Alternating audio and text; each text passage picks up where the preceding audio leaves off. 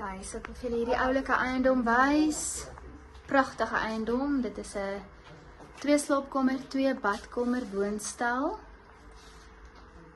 Baie mooi oop plan. Leefarea, ingeboude kaste.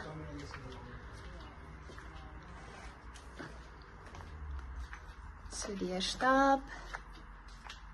Baie groot, ruim slaapkamer, baie groot slaapkamer. En 'n badkamer met 'n bad. In die een. Ingeboude kaste.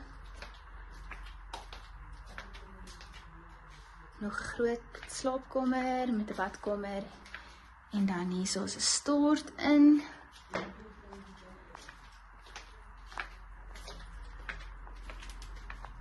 Kyk hoe mooi. Teels en dan 'n pragtige tuin. Kuier privaat tuin hier agter.